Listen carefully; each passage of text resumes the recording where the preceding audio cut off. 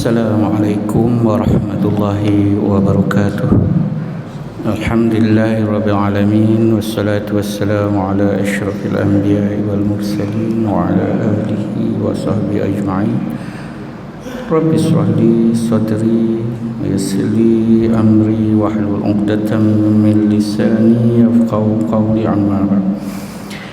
Alhamdulillah, tuan-tuan dan puan-puan yang dirahmati Allah Subhanahu wa taala. Kita sambung lagi kuliah maghrib kita di bawah topik pengurusan harta pusaka ataupun kita panggil faraid. Jika tuan-tuan dan puan-puan masih ingat lagi, kuliah terakhir kita adalah pada 2 hari bulan 2 bulan Oktober yang lalu. Kita berhenti pada topik halangan-halangan pewarisan ataupun kita panggil mawani'ul irsi, halangan yang menghalang seseorang waris itu daripada mendapat harta pusaka. Kita hampir selesai berkaitan dengan topik halangan pewarisan itu. Okey, baik. Cuma ada sedikit sahaja yang saya nak sambung berkaitan dengan halangan pewarisan ini, yang mana halangan-halangan lain. Tuan-tuan dan puan-puan yang dirahmati Allah Subhanahu wa taala, antara halangan lain dalam mendapat harta pusaka iaitu perceraian secara talak bain. Perceraian yang berlaku antara pasangan suami isteri dengan talak bain. Apa dia talak bain ni tuan-tuan dan puan-puan yang dirahmati Allah Subhanahu wa taala? Talak bain ini ada 2 kategori. Satu dipanggil bain sughra, iaitu bain yang kecil. Satu lagi dipanggil bain kubra, iaitu bain yang besar. Bain sughra ini contohnya seperti fasakh, khulu', itu antaranya contoh. Atau bain kubra iaitu seperti talak 3. Itu bain kubra. Mana-mana perceraian yang ada bentuk talak yang saya sebut tadi, sama ada bain sughra seperti fasah atau khulu', tebus talak, ataupun bain kubra seperti talak 3, dan jika berlaku perceraian itu kemudian salah satu pasangannya meninggal dunia, maka pasangan yang hidup tidak boleh mewarisi harta pusaka walaupun iddah masih ada atau iddah perceraian belum tamat. Itu. Okey. Tapi berbeza dengan talak raj'i. Sebab itu kalau orang tu tanya tentang pusaka ni, kalaulah dah berlaku perceraian, layak tak lagi dapat pusaka? Kena tanya dulu, bila cerai, bila mati. Nak tahu iddah tadi, cerai talak berapa? Kan? Baru kita boleh jawab. Baru boleh jawab. Kalau dia kata cerai talak 1, bila mati? Bila bercerai? Sudah bercerai 2 minggu, meninggal suami. Talak berapa tu? Talak 1. Iddah masih ada lagi tak? Ada. Maka layak dapat pusaka. Itu cerai talak raj'i. Tetapi cerai talak bain, cerai tak lagi suami isteri, dah bercerai Ustaz, fasah tu, mohon dengan mahkamah syariah. Apabila fasah, dia panggil talak bain sughra. Apabila dah berlaku fasah, tiba-tiba meninggal pasangannya, iddah ada tak? Ada. Tetap tak layak dapat pusaka, kerana cerai itu dipanggil cerai talak bain. Tak kiralah bain kubra ke bain sughra ke, walau iddah masih ada, tak layak pusaka. Talak raj'i tadi, iddah masih ada, layak pusaka. Kalau habis iddah baru tak layak pusaka. Kematian yang berlaku dalam pasangan tu, iddah masih ada. Talak raj'i layak, talak bain tak layak dapat harta pusaka pasangan yang hidup tadi. Sebab itu kena tanya satu-satu. Bab pusaka tu tak boleh dah berlaku cerai, bukan terus jawab tak layaklah pusaka, nanti dulu. Cerai talak berapa, bila dia bercerai, bila dia mati. Dia dah bercerai Ustaz 5 tahun baru mati, yang tu tak timbul isu dah, habis dah eddahnya. Kan, yang eddah dekat ni, kan. Fasah tak layak. Contohnya seorang itu mohon fasah di mahkamah syariah. Fasah kena mohon di mahkamah syariah kita. Apabila dia mohon fasah, baru fail permohonan. Isteri mohon fasah kerana suami selalu dera pukul dia, contoh, atau suami tinggalkan dia tanpa beri nafkah dan sebagainya. Dia mohon fasah di mahkamah syariah atas alasan darar syar'i, berlaku kemudaratan pada diri wanita itu, maka dia boleh mohon fasah. Apabila dia file borang permohonan, isi borang permohonan, filekan kes ke mahkamah syariah, suami dia meninggal, layak dapat pusaka kerana belum berlaku fasah, baru file permohonan. Kena satu-satu.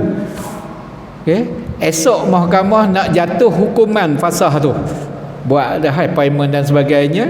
Esok mahkamah datang bicara nak putuskan kehakiman, malam tu meninggal, layak lagi pusaka pasangan yang hidup kerana belum diputuskan fasah. Mahkamah pun panggil bersidang, okey, didapati kamu ini, maka mahkamah putuskan jatuhlah fasah atau berlakulah fasah antara suami isteri. Mahkamah perintahkan, maka berlakulah fasah. Keluar daripada mahkamah, melintah jalan raya, meninggal suami tadi. Isteri dah tak layak dapat pusaka kerana fasah sudah berlaku, walaupun iddah belum tamat. Contoh, kan, supaya kita tak ambil hak orang lain. Itu fasah. Itu fasah ataupun talak bain kita panggil, halangan, tak layak dapat pusaka. Halangan berikutnya adalah murtad, keluar daripada agama Islam, halangan lain, murtad. Murtad. Murtad. Seorang lelaki murtad, keluarga dia meninggal dunia, ayah dia yang muslim meninggal dunia, dia tak layak pusaka lah. Berlainan agama. Ataupun dia meninggal dunia, keluarga muslim dia tak layak dapat harta pusaka. Itu orang murtad. Kemudian halangan satu lagi, anak tak sah taraf. Di sini kita berhenti malam yang bulan lepas. Tadi saya rumus sikit supaya kita nak sambung ni. Halangan lain berikutnya, anak tak sah taraf. Orang panggil anak luar nikah. Bahasa undang-undang ia sebut anak tak sah taraf. Lembut sikit. Tapi benda yang sama, iaitu anak yang tidak ada bapa nasab dia. Bapa nasab tidak boleh dibinkan dengan bapanya, itu dipanggil anak tak sah taraf. Anak tak sah taraf tak layak dapat pusaka kalau bapa biologi dia meninggal dunia. Bapa biologi, mana yang ada bapa nasab, sebab dia anak tak sah taraf. Tapi dia layak dapat pusaka kalau mak dia meninggal dunia. Sebab itu hati-hati menjawab soalan. Kalau ditanya anak tak sah taraf, layak tak dapat pusaka, kena tanya dulu siapa yang mati. Kan, siapa yang mati. Kalau mak dia mati, layak pusaka, sebab mak tidak boleh menafikan anak. Dia yang melahirkan anak berkenaan. Jadi kalau mak meninggal dunia, anak tu layak. Anak tu meninggal dunia, mak dia layak. Mana-manalah, siapa mati dulu, siapa mati kemudian. Tetapi kalau ayah biologi dia, tapi bukan ayah dalam perkahwinan ni, ayah biologi, ayah orang panggil, senang ceritanya, ayah yang membekalkan benih je, tapi tak akad nikah pun. Kan, contoh ayah biologi atau bapa biologi, dia tak layak dapat harta pusaka anak angkat kalau anak angkat itu meninggal ada harta. Dan anak angkat juga tak layak harta pusaka. Anak tak sah taraf juga tak layak dapat harta pusaka bapa biologi tadi kalau bapa itu meninggal dan seluruh keturunan sebelah bapa, anak itu tak layak. datuknya ke, nenek dia ke, adik-beradik yang sebelah bapa ni ke, semua tak layak. Yang dia layak keluarga sebelah ibu sahaja. Jadi anak tak sah taraf ni terbahagi kepada dua keadaan. Sekiranya mak dia yang meninggal dunia, ibu dia yang meninggal dunia, dia layak dapat harta pusaka, atau sebaliknya dia yang meninggal dunia, ibu itu layak harta pusaka, walaupun mereka ini tidak mengenali pun, walaupun mereka berdua ini tidak dijaga oleh ibu itu pun.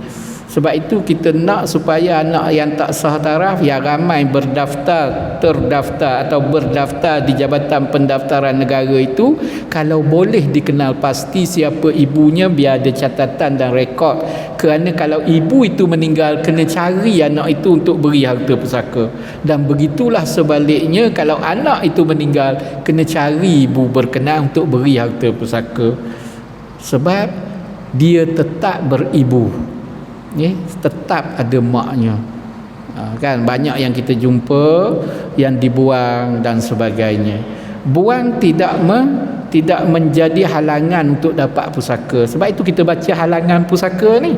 Halangan pusaka yang pertama sebelum tu pembunuhan, perhambaan, berbeza agama. Yang tadi kita sebut cerai tolak bain. Kemudian lepas tu murtad. Kemudian yang sedang kita bincangkan ini anak tak sah taraf bagi sebelah bapa biologi. Yang lain tak menjadi halangan pewarisan. Anak derhaka layak pusaka, janji dia Muslim lah.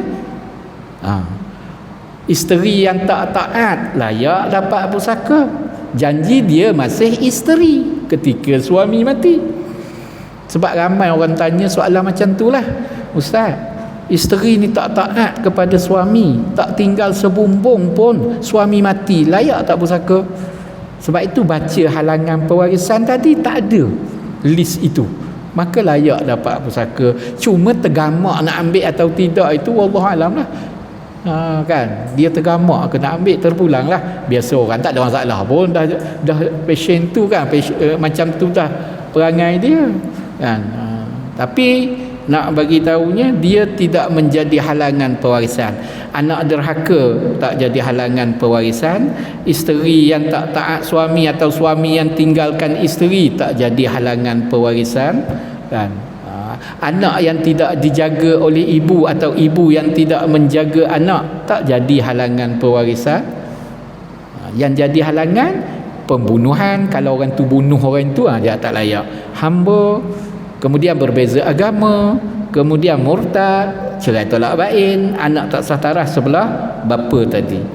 Itu je halangannya. Mazhab Hanafi tambah satu lagi, ikhtilafud daraini, berbeza dua negara.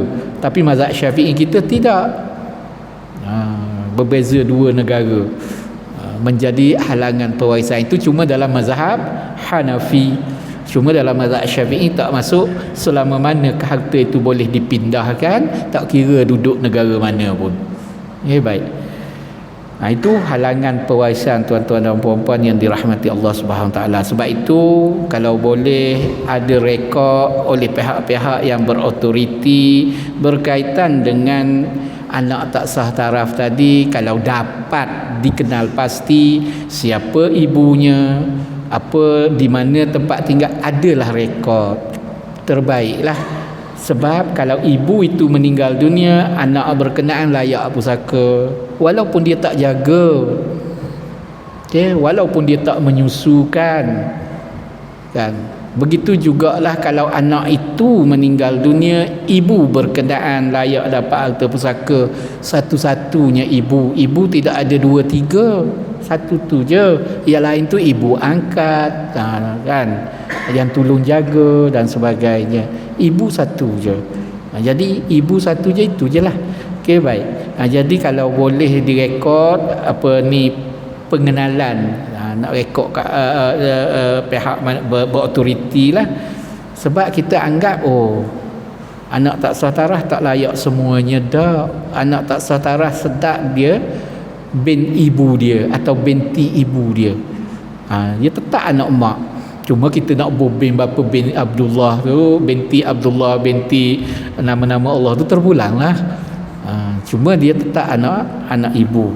Okey, baik. Jadi kena carilah kalau ada begitu. Ramai orang kita tak payah carilah, tak payah beri. Bimbang kita ambil hak orang. Dia layak dapat bahagian dia. Kelayakan itu ditentukan oleh hukum syarak, bukan kita. Kalau kita yang menentukan kelayakan pusaka, mungkin orang ini kita bagi, orang ini tak bagi, orang ini kita bagi. Begitulah kalau kita yang menyusun. Kan Allah Subhanahu Wa Taala yang Maha Adil itulah yang menyusun, barulah orang tak petikaikan. Okey, baik. Jadi selesai dalam soal pewarisan atau halangan-halangan yang menghalang seseorang waris daripada mendapat harta pusaka, maka kita sambung tentang waris-waris yang terlibat dalam pembahagian harta pusaka. Siapakah mereka yang terlibat atau yang berhak mendapat harta pusaka? Okey, baik. Tuan-tuan dan puan-puan yang dirahmati Allah Subhanahu Wa Taala. Waris-waris yang berhak dapat harta pusaka, ulama atau hukum syarak kita yang diperbahaskan oleh ulama ada 3 kelompok atau 3 kategori atau 3 jenis. Kelompok atau jenis yang pertama dipanggil waris ashabul furud. Apa makna ashabul furud? Iaitu waris-waris yang telah ditetapkan bahagiannya di dalam Al-Quran mahupun sunnah mahupun ijma'. Maksud waris ashabul furud ini, waris itu dinyatakan siapakah dia dan berapakah bahagian yang dia dapat daripada harta peninggalan si mati. Itu dinama waris ashabul furud. Kan? Sumber mana yang menentukan bahagian dia dapat tu? Iaitu Al-Quran ataupun sunnah ataupun ijma'. Ya, baik. Ulama khilaf dalam kias menentukan bahagian waris. Kebanyakan mazhab tak pakai guna kias untuk menentukan bahagian waris. Sebab itu ia berhenti sampai ijma' sahaja, sumber yang disepakati oleh semua ulama. Okey, kalau kita baca lain tu sumber ni kan banyak, kias, istihsan, masalah musalah, saddu zara'i, kan, amal para sahabat dan sebagainya, banyak lagi. Tapi yang disepakati 3 ni, iaitu Al-Quran, sunnah, ijma' ulama. Okey, baik. Jadi 3 itulah yang menentukan siapakah warisnya dan berapakah kadar bahagian yang mereka patut dapat. Yang kedua, kategori atau kelompok yang kedua, jenis waris yang kedua itu waris asabah. Waris yang dapat bahagian harta pusaka secara baki. Tidak dinyatakan berapa bahagian mereka. Waris asabah ni waris yang disebut di dalam Al-Quran ataupun di dalam sunnah ataupun oleh ijma' ulama, tapi bahagian tidak dinyatakan. Dia hanya dapat baki. Banyak mana baki? Wallahu a'lam. Banyak-banyaklah, sikit-sikitlah. Ada kala tak dapat langsung kerana baki habis. Tak menentu bahagian dia. Itu dipanggil waris asabah. Purata waris asabah orang lelaki. Okay, orang lelaki. Kemudian waris atau kelompok waris yang ketiga, waris zawil arham. Waris zawil arham ini waris yang ada hubungan darah dengan si mati melalui hubungan darah secara hakiki yang selain daripada 2 kelompok pertama tadi. Selain daripada ashabul furud, selain daripada asabah. Lain daripada 2 kelompok itu, semua yang lain tadi tu waris zawil arham. Namun demikian, perbincangan tentang waris zawil arham ini lebih-lebih lagi dalam konteks kita di Malaysia, lebih-lebih lagi di wilayah-wilayah persekutuan kita ini, waris yang ketiga itu tidak digunakan di Malaysia ni. Khilaf ulama kerana berpegang kepada pandangan mazhab Syafi'i dan mazhab Maliki, mengatakan waris zawil arham, waris yang ada hubungan darah. Zawil, waris yang ada hubungan arham, darah rahim, melalui kelahiran, kerabat. Waris yang ada hubungan darah selain daripada ashabul furud dan asabah tak layak dapat pusaka. Kalaulah tidak ada dua kelompok pertama tadi, ashabul furud dan asabah, waris zawil arham sahaja yang ada, tidak diberikan kepada mereka, tapi diberikan harta pusaka itu kepada Baitul Mal. Sebab itu kita nampak Baitul Mal ambil harta pusaka tu. Kita pun kata kok mana pula dah, itu pandangan mazhab Syafi'i kita. Mazhab Syafi'i kita ia terbahagi kepada dua kelompok utama mazhab Sunni, mazhab Syafi'i dan mazhab Maliki. Waris zawil arham tidak layak dapat pusaka kalau harta masih ada dan tidak ada waris ashabul furu', atau ada tapi harta masih berbaki dan tidak ada waris asabah, maka beri kepada Baitul Mal. Waris zawil arham tak apa. Bukan orang jauh waris zawil arham ni, orang dekat dengan si mati, dekat dari segi hubungan kekerabatan yang kita nampak pada mata kita lah. Bukan orang jauh. Mazhab Hanafi dan mazhab Hambali mengatakan bahawa waris zawil arham mendahului Baitul Mal. Maksudnya kalau ada mereka, bukan Baitul Mal dapat, mereka dulu dapat. Mazhab Syafi'i sebaliknya dengan mazhab Maliki. Cuma ulama-ulama mutaakhirin dalam mazhab Syafi'i dan mazhab Maliki, apa makna mutaakhirin dalam konteks sebut mutaakhirin yang saya sebut tadi? Ulama-ulama dalam mazhab Syafi'i selepas kurun keempat hijrah, bukan sekarang.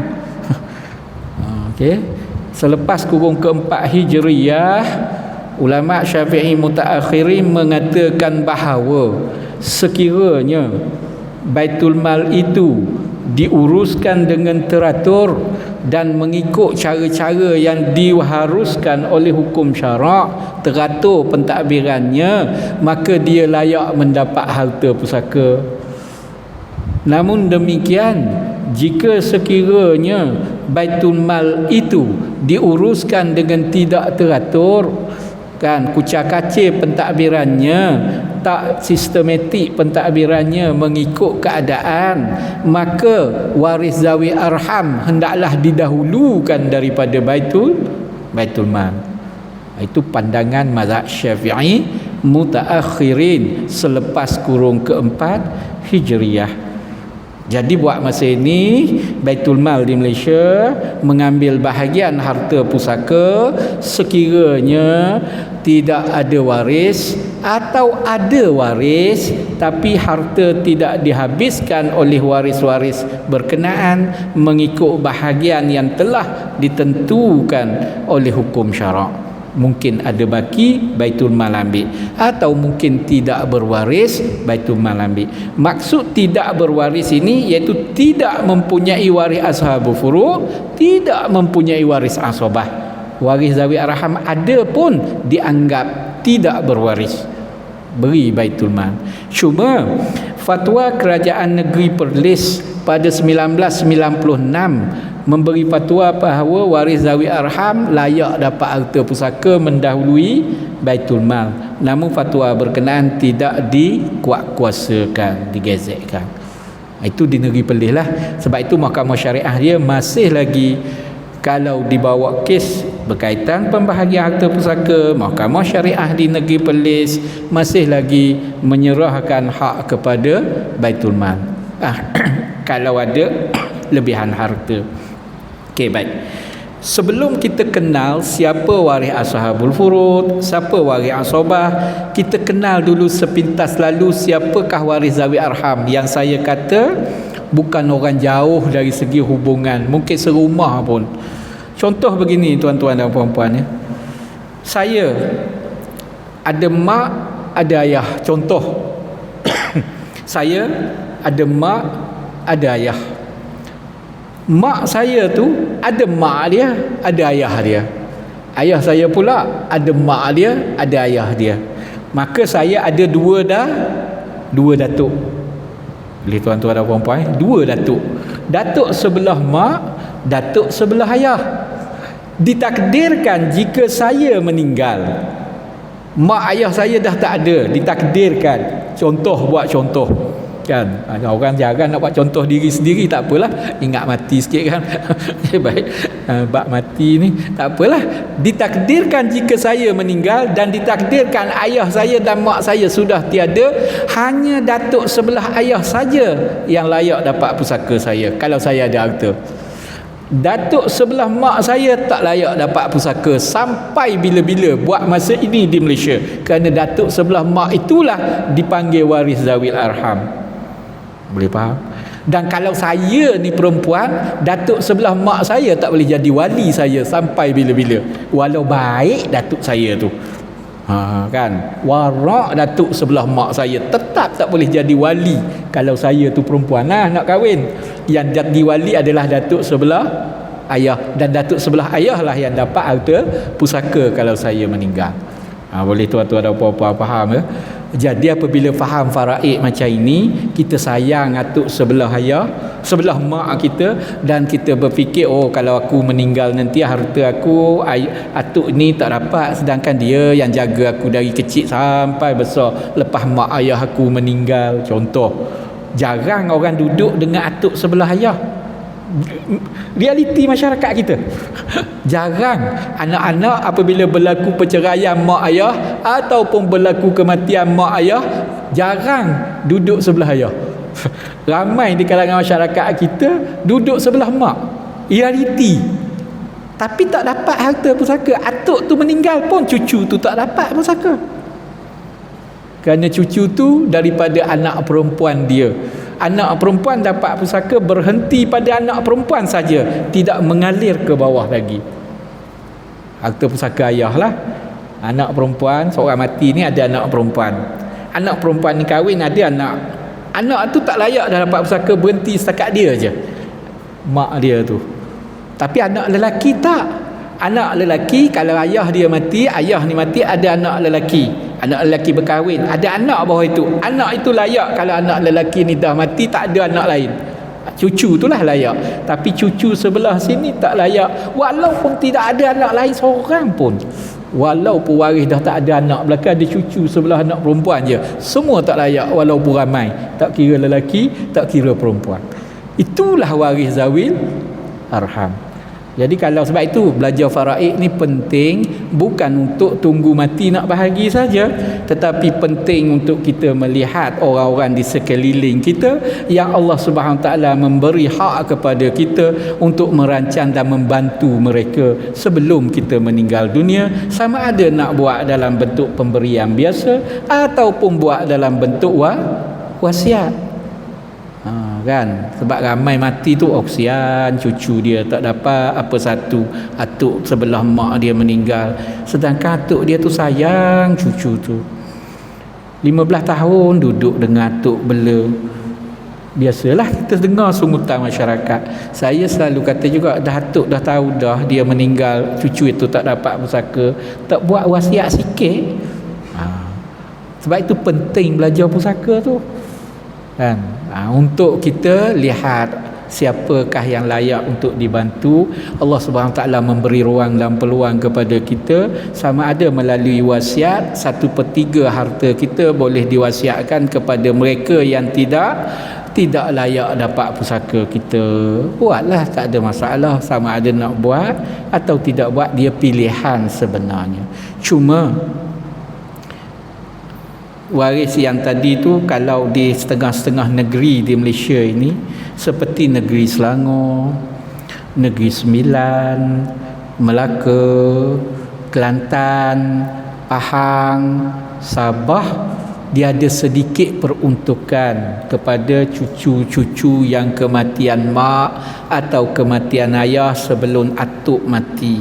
Atuk meninggal dunia, cucu sebelah mak tadi tak layak, sedangkan mak dia mati dulu daripada atuk dia tu. Maka tuan-tuan dan puan-puan mungkin biasa dengar atau terdengar perkataan wasiat wajibah. Wasiat wajibah. Okey. Muzakarah Fatwa Kebangsaan sekitar tahun 2008 yang bersidang di Kota Baru, Kelantan sekitar bulan Oktober tahun 2008 memutuskan wasiat wajibah adalah harus hukumnya. Apa dia wasiat wajibah? Iaitu pemberian harta pusaka atas prinsip wasiat, pemberian harta pusaka atas prinsip wasiat, bukan pusaka atas prinsip faraid, bukan, pusaka atas prinsip wasiat sekiranya, okey, sekiranya atas prinsip wasiat sekiranya cucu yang kematian datuk yang mana mak dan ayah dia mati dulu, cucu yang kematian mak dan ayah sebelum atuk mati. Sekarang ni atuk mati, nak bahagi harta pusaka atuk, dia dah tak layak dapat, mak dia dah mati dulu pada atuk dia, tapi dia ada ruang untuk dapat wasiat wajibah. Muzakarah Fatwa Kebangsaan mengatakan harus. Negeri Selangor dalam Seksyen 27 Enactment Wasiat Orang Islam Negeri Selangor tahun 1999 pindaan 2016 membenarkan tuntutan wasiat wajibah cuma melalui proses mahkamah, bukan berlaku automatik sebagaimana proses pusaka. Ya beza. Okey. Di Negeri Sembilan dalam Enactment Wasiat Negeri Sembilan 2004, di Negeri Melaka dalam Enactment Wasiat Negeri Melaka 2005, di Negeri Kelantan dalam Enactment Wasiat 2009 Kelantan, Enactment Wasiat Negeri Pahang, Enactment Wasiat Orang Islam Pahang 2017, Enactment Wasiat Orang Islam Sabah 2018, yang mana enactment yang saya sebut tadi berkaitan wasiat ada peruntukan berkaitan dengan wasiat wajibah. Wilayah persekutuan lebih awal lagi cuma tidak diluluskan belum dibahaskan di Dewan Parlimen sekitar tahun 2000 draft wasiat, undang-undang wasiat negeri ataupun wilayah-wilayah persekutuan. Sempat bacaan kali pertama saja di Dewan Rakyat, kemudian ditangguh sampai sekarang tak dibawa lagi lah. Wallahu alam lah bila akan diluluskan balik, itu wilayah-wilayah persekutuan. Namun Muzakarah Fatwa Kebangsaan membenarkan, tapi tuntutan di Mahkamah Syariah. Okey, baik. Jadi kita kenal dah wasiat. Biasanya kan ramai waris zawi arham ni, kita ada adik-beradik kita, tak kira lah lelaki ke perempuan, adik-beradik kita. Kalau kita meninggal, kita tidak ada anak lelaki, ayah kita dah mati, adik-beradik kita lah layak pusaka kita, adik-beradik kita lah layak. Jika ditakdirkan kita hanya ada adik-beradik perempuan sahaja, adik-beradik lelaki tak ada, kita lah anak lelaki tunggal meninggal, contoh, adik-beradik yang perempuan layak pusaka, mereka akan ambil bahagian pusaka sebagai adik-beradik perempuan. Tak habis, lebihan mungkin pergi Baitul Mal, mungkin pak saudara lain lah dapat. Kena cari dulu waris sebelum Baitul Mal tu, jangan beri Baitul Mal tu dah, ia kena siasat satu-satu, panjang ceritanya, kena siasat satu-satu tu. Okey, baik. Jadi apabila adik-beradik, ingat adik-beradik kita ni berkahwin belaka, dia ada, kita ni ada anak saudara, sebelah lelaki ada, sebelah perempuan ada. Adik-beradik lelaki kita kahwin, apa anak saudara kita, adik-beradik perempuan kita kahwin, dapat anak saudara kita. Semua anak saudara sebelah adik-beradik perempuan waris zawi arham, tak layak pusaka kita, dan kita tak boleh jadi wali pun kalau kita hidup, kalau dia lelaki. Boleh tuan-tuan dan puan-puan ni. Semua anak saudara sebelah adik-beradik lelaki kita ni, anak dia, anak saudara kita lah. Hanya lelaki sahaja layak pusaka, yang perempuan tak layak waris zawi arham.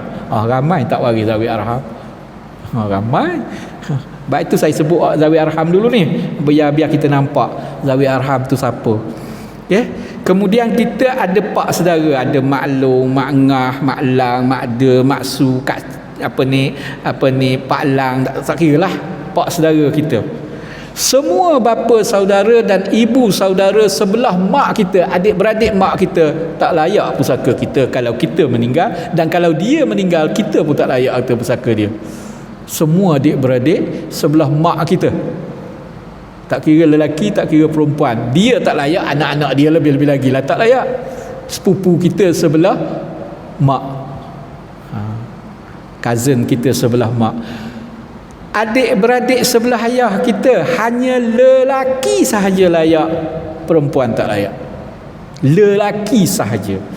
Dan kalaulah lelaki pak saudara kita ada anak, sepupu kita hanya sepupu lelaki daripada adik-beradik lelaki ayah kita sahaja ada peluang untuk dapat pusaka kita. Begitulah kita juga ada peluang untuk pusaka sepupu kita tu. Timbal baliklah, tak tahulah siapa mati dulu kemudian. Ramai waris zawi arham tuan-tuan dan puan-puan yang dirahmati Allah ya kan. Itu waris zawi arham. Sedikit untuk kita beri ruang nak sambung bulan depan. Siapakah waris ashabul furud dan ashabah? Saya baca sedikit ayat Quran Suratun Nisa ayat 11, yang mana ayat ini kita akan perincikan lagi akan datang.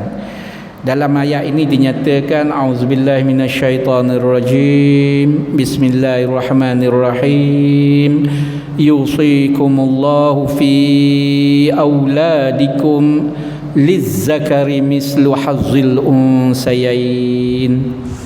Allah mewajibkan, Allah mewasiatkan, Allah perintahkan pembahagian harta pusaka dalam kalangan anak-anak kamu, lizzakari mislu hazzil unsayain, bagi anak lelaki satu bahagian anak lelaki menyamai dua bahagian anak perempuan.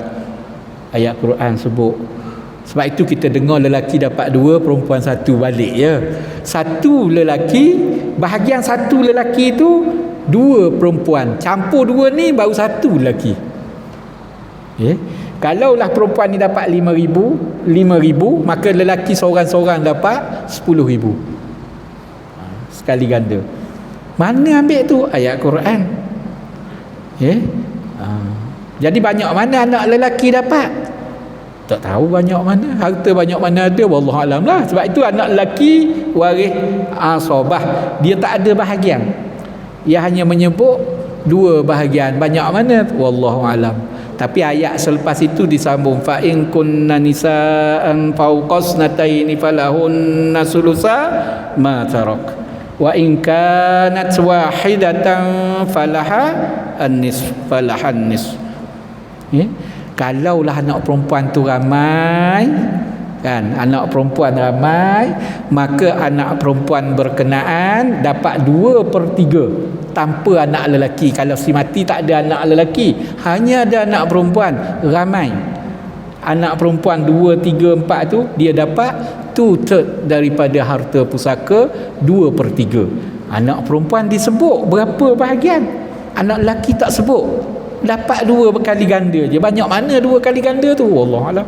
2/3 dah boleh agak. Kalau ada 3,000, 2,000. 3 juta, 2 juta. 3 ringgit, 2 ringgit. Begitulah. Bergantung. Tapi kalau anak lelaki ada 2 juta, banyak mana anak lelaki dapat? Baki. Banyak mana? Kiralah dulu bahagian orang lain. Ada banyak mana baki. Tapi anak perempuan lain.